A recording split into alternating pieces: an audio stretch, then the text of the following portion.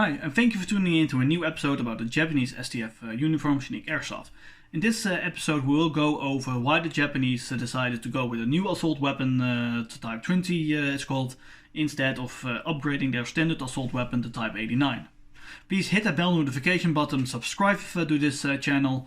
Please let me know in the comment section down below what you think about this video, what you think about the Type 89 assault weapon. Is it a good weapon? Is it a bad weapon?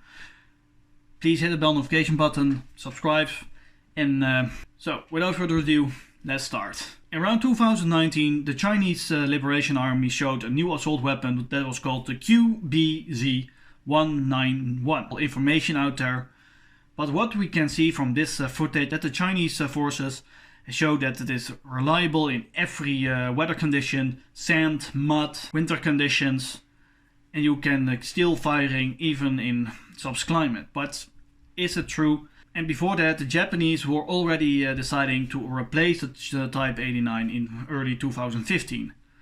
They decided to want to have a shorter model, railguard system and a hand grenade underneath, because the Type 89 didn't have one.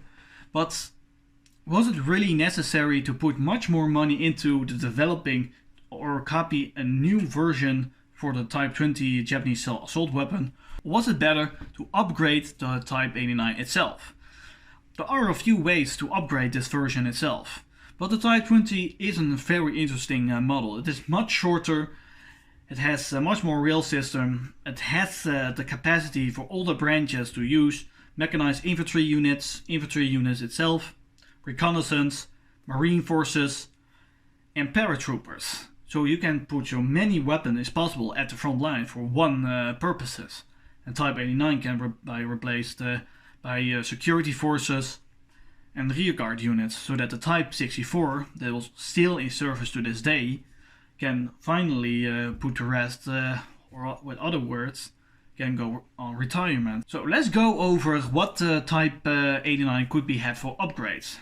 The first version is very simple, and that is put on a rail system from all the way to the top, and put two rail systems underneath, one for the handguard and one for a rail dot. But that has some issues. A rail system above is an option, but you don't have a rail system on the side, left and right.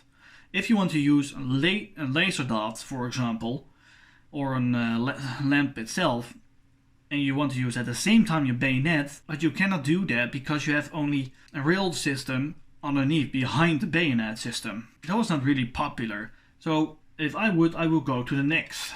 And this model was really a performance, even it was more a local idea. That it was really a performance. I had hoped that this would be the upgrade for the Type 89, just like the South Koreans did with their K2 weapon that was starting to see service in 1984 to the present day. Upgraded with all the light systems, make it shorter, using the system from the M4 version, and make it light as possible and make it more robust as possible. And that had also to do with the Type 89, using instead of two different stock versions, a folding version from the FMFL or a normal stock like the M16, using the M14 stock. You can folding in the way you want it, and still you have good aims. Place the bipod and replace the handguard. So you have more rails system, you can adjust so you can use more gadget on it, and you can also still using iron sight if your system got busted or anything else. But unfortunately the Japanese never came that far. I don't know if the Japanese government decided to test run a few things, but unfortunately the Japanese never came in this direction. But on the one hand, it would save a lot of money if they decided to go this direction.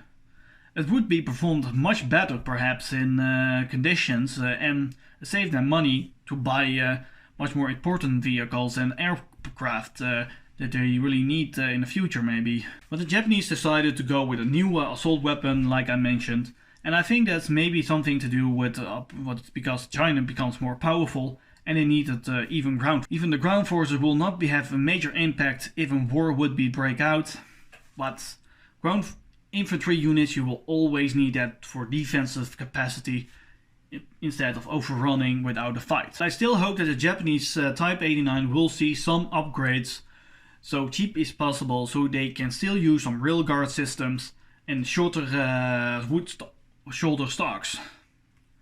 So I hope you enjoyed this video. Please let me know in the comment section down below what you think about the Japanese Type 89, the upgrade that I showed you in Type 20, because there's not much information out there yet, so I hope to do a video next year and we'll see what it will become. So I hope you enjoyed this video. Please hit the bell notification button, like this video and hit the bell. See you next time.